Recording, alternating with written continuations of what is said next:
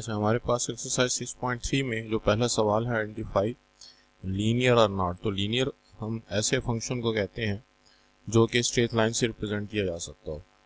तो ये जो ऐसे हमारा पहला क्वेश्चन है, हम देख सकते हैं कि इसमें यू शेप है, तो ये तो लाइन ना हुई, लिहाजा ये लीनियर नहीं है।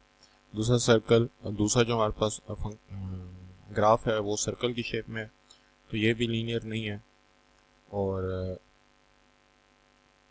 उसके बाद हमारे पास ये तीसरा भी लीनियर नहीं है, अलबत्ता चौथा जो है वो लीनियर है।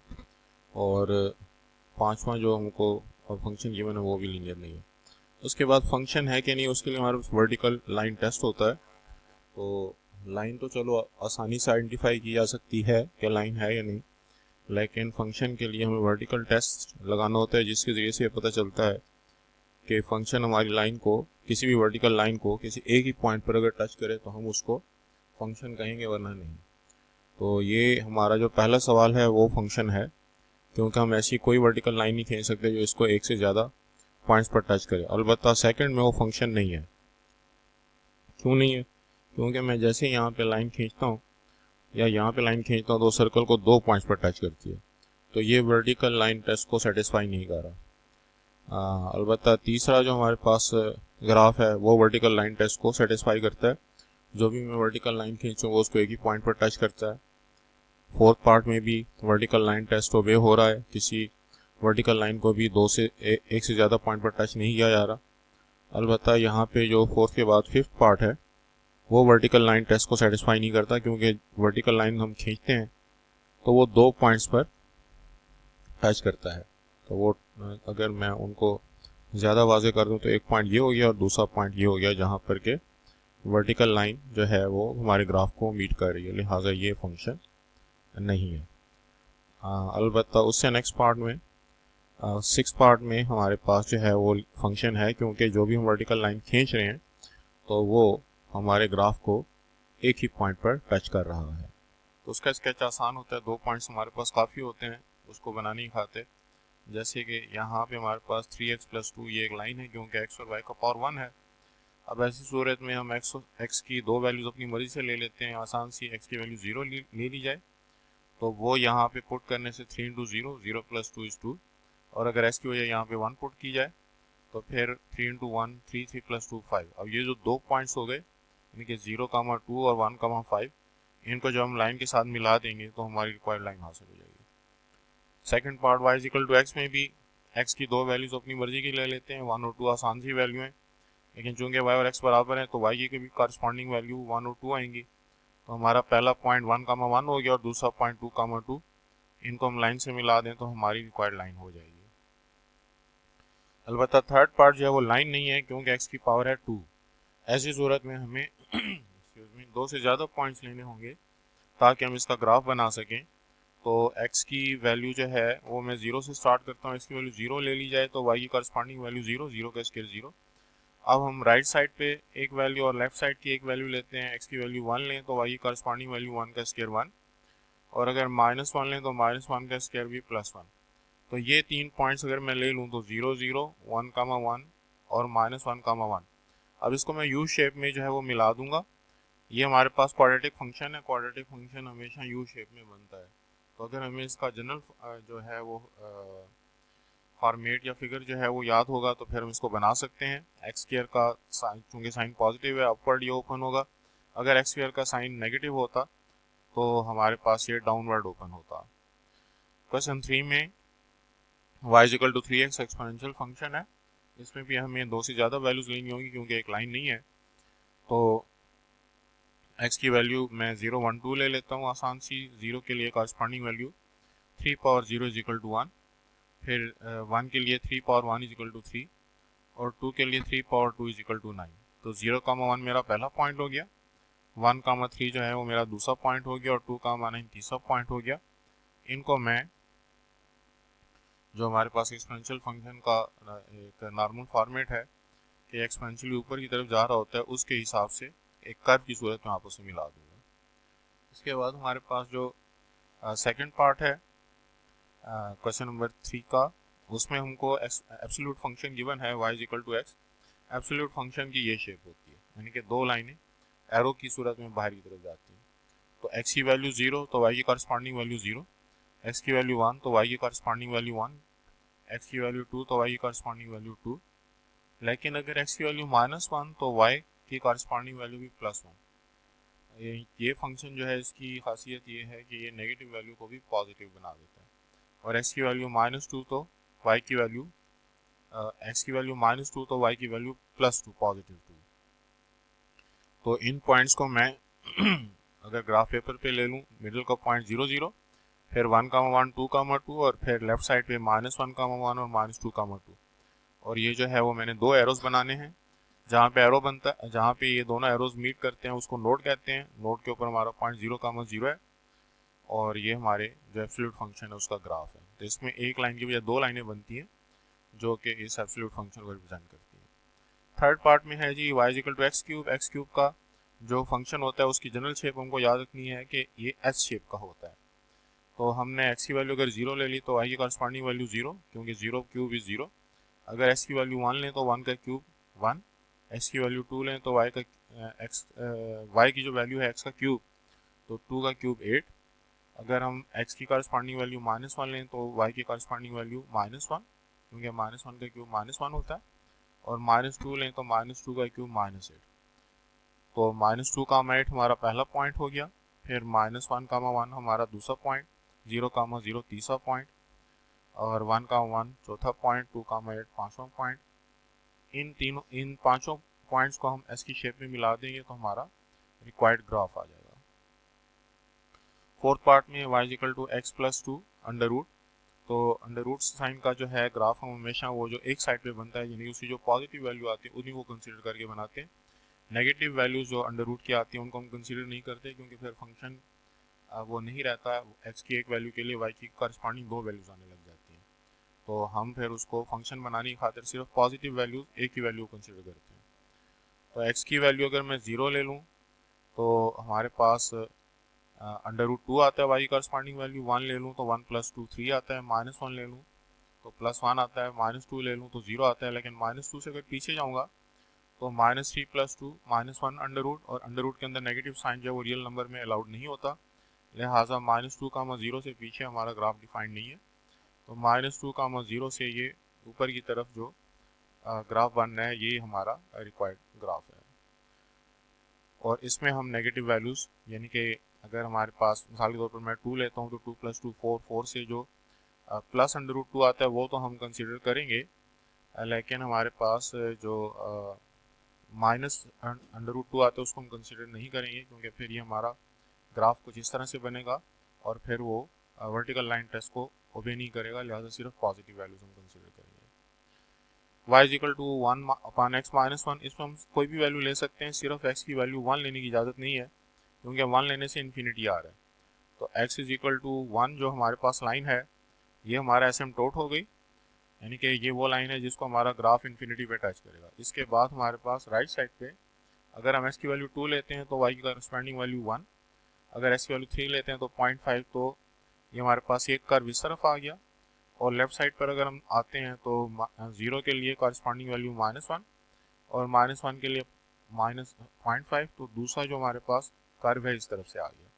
तो इस तरीके से हम इस डिसकंटिन्यूअस फंक्शन की का जो है वो ग्राफ बना सकते हैं, लेकिन इसके लिए हमारी प्रैक्टिस होना ज़रूरी है। हमारे पास जो क्वेश्चन 4 है, check if parabola opens upward और डाउनवर्ड और XY इंटरसेप्ट और स्केच हमने बनाना है। तो सबसे पहले तो हम ये देखेंगे कि x का कोएफिशिएंट पॉजिटिव है या नेगेटिव।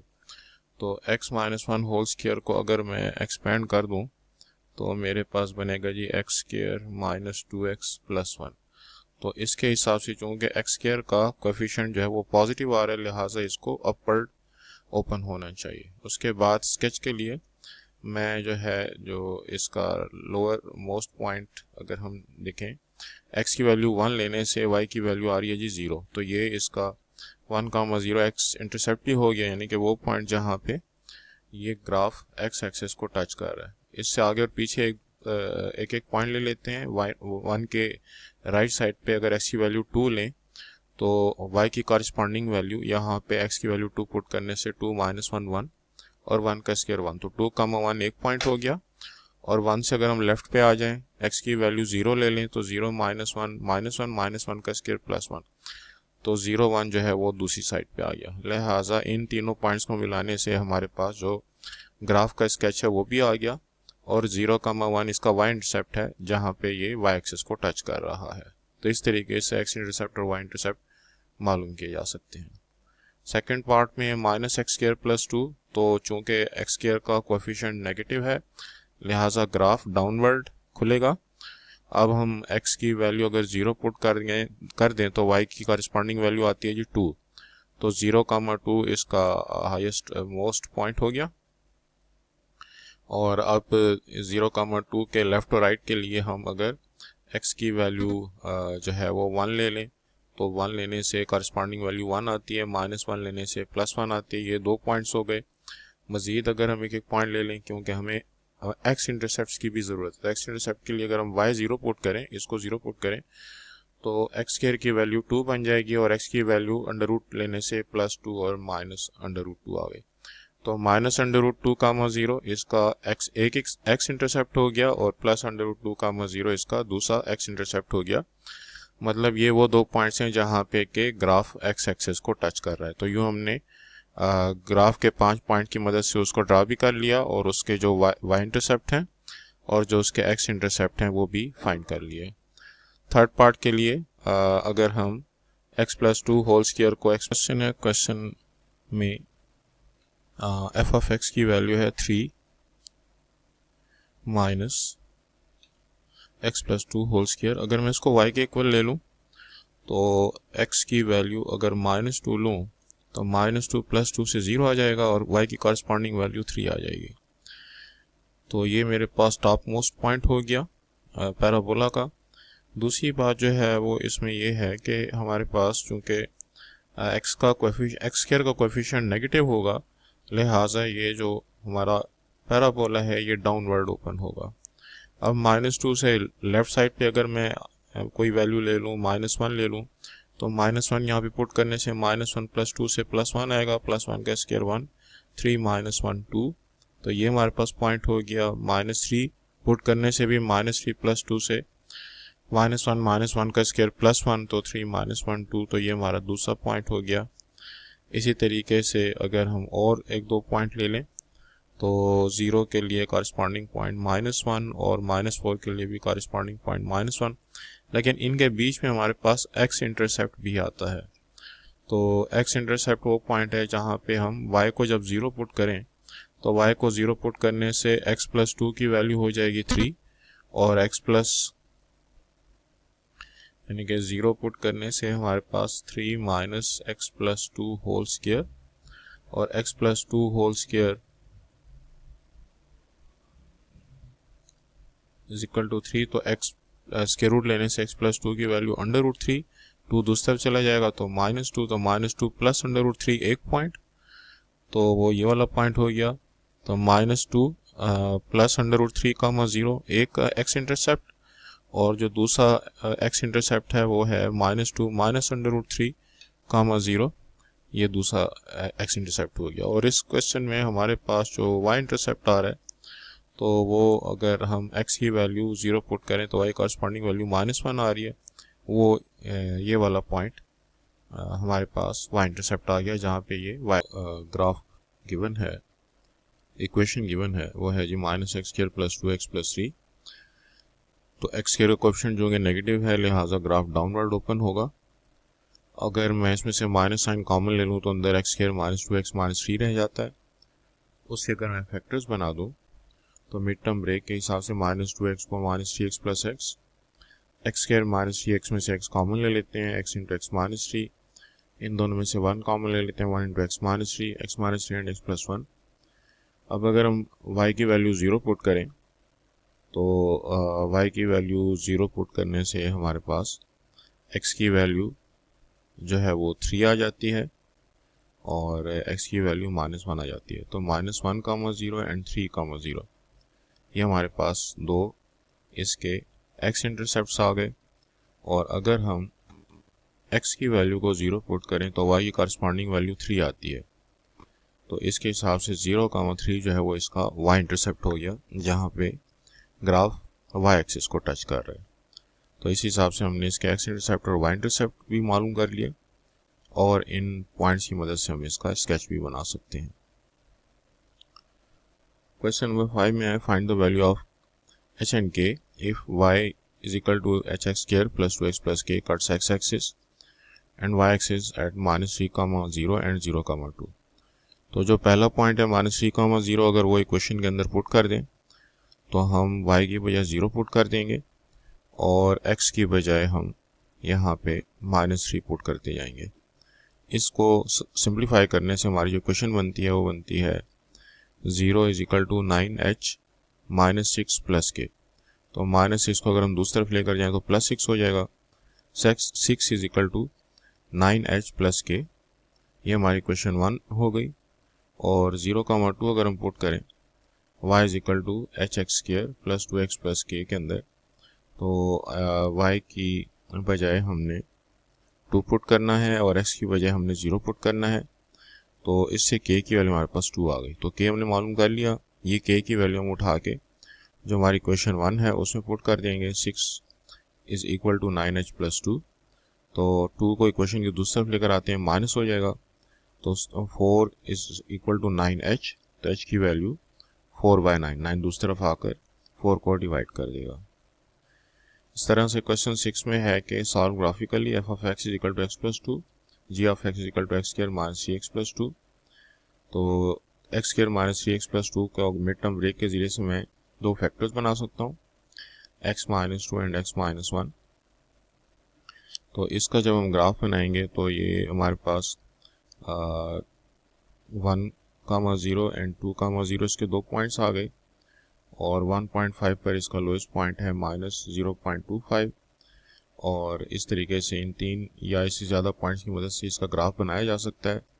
एक्स स्क्वायर का कोएफिशिएंट चूँकि पॉजिटिव है तो ओपन अपवर्ड होगा। तो ये ग्राफ बनाने के बाद जो अगला ग्राफ हमने बनाना है वो x plus 2 is equal to y है।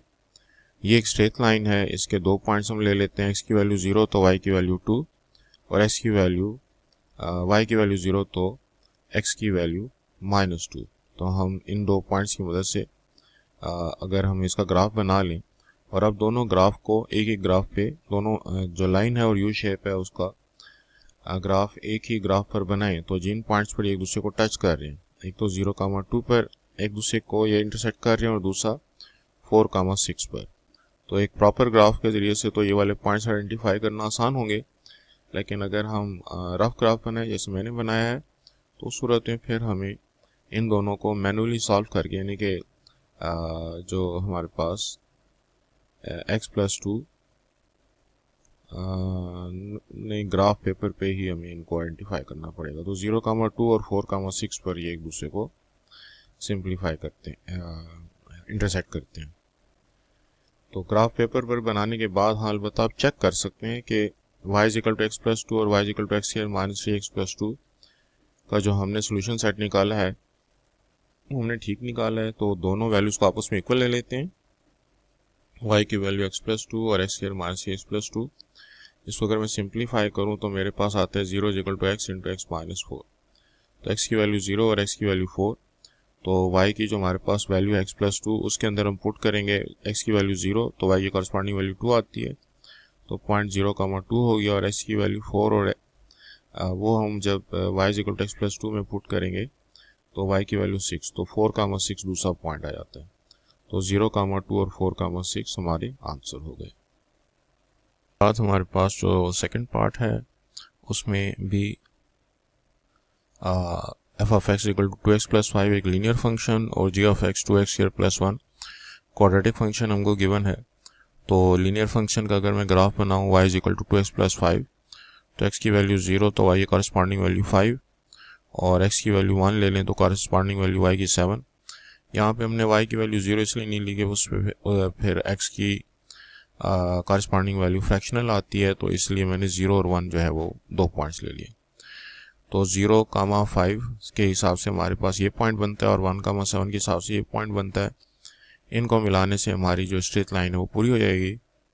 इसके बाद जो क्वाड्रेटिक फंक्शन है उसका ग्राफ बनाने की खातिर 2x स्क्वायर प्लस 1 जो y की वैल्यू है इसमें अगर हम x की वैल्यू 0 पुट कर दें तो कॉरस्पॉन्डिंग वैल्यू हमारे पास आती है 1, और अगर हम y की वैल्यू 0 पुट कर दें तो 2x स्क्वायर -1 के बराबर हो जाएगा, x स्क्वायर -1/2। तो स्क्वायर चूँकि नेगेटिव आ जाते हैं लिहाजा रियल नहीं रहेगा। इसका मतलब ये हुआ कि ग्राफ जो है वो एक्स एक्सिस को टच नहीं कर रहा।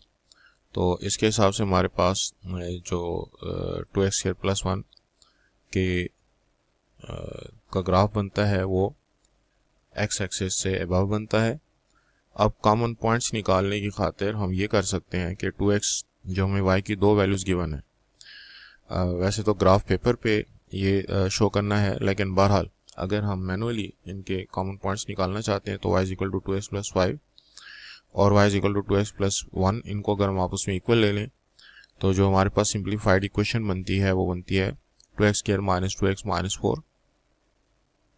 इसमें से 2 कॉमन ले लेते हैं। ब्रैकेट के अंदर हमारे पास x² - x - 2 के मिड टर्म ब्रेक से दो फैक्टर बनते हैं, x - 2 और x + 1। x की वैल्यू 2 और x की वैल्यू -1, ये वाली वैल्यूज़ अगर हम y की जो हमारे पास वैल्यू है 2x + 5 उसके अंदर पुट करें तो y की कॉरस्पॉन्डिंग वैल्यू 9 और y की कॉरस्पॉन्डिंग वैल्यू 3, तो 2, 9 और -1, 3। तो 2, 9 पे और -1, 3 पर हम ये लाइन और यू शेप को आपस में अगर इंटरसेक्ट करवा दें तो वो हमारे कॉमन पॉइंट्स हो जाएंगे। तो ये एक रफ आइडिया है जिसके ज़रिए से हम इस यू शेप को और लाइन को जो है वो इनका पॉइंट ऑफ इंटरसेक्शन ग्राफ पे रफली शो कर सकते हैं। क्वेश्चन 7 में है कि डिमांड फंक्शन हमको गिवन है और सप्लाई फंक्शन हमको गिवन है और हमने इनको ग्राफिकली सॉल्व करना है। ये दोनों लीनियर हैं, लिहाजा दोनों स्ट्रेट लाइन के ज़रिए से शो किए जा सकते हैं। तो मैंने जो है वो इनको y के हिसाब से हमारे पास जो x की वैल्यू आती है वो आती है पहले फंक्शन की 300/6, और दूसरे में अगर हम दोनों वैल्यूज़ को यानी कि अगर हम x के y के इक्वल लेके और फिर सॉल्व करें तो x की वैल्यू 300/6, तो x की वैल्यू 50 आ गई। ये 50 अगर हम किसी एक के अंदर पुट कर दें तो हमारे पास y की कॉरस्पॉन्डिंग वैल्यू -150 आती है। तो 50, -150 वो पॉइंट है जहाँ पे ये दोनों स्ट्रेट लाइन एक दूसरे को टच कर रही हैं। और अलग-अलग अगर हम इनका पॉइंट्स लेना चाहें तो x की वैल्यू 0 लेने से y कॉरस्पॉन्डिंग वैल्यू 100 और y की वैल्यू 0 लेने से x की कॉरस्पॉन्डिंग वैल्यू 20। तो 0, 100 और इसके अलावा जो हमारे पास दूसरा पॉइंट है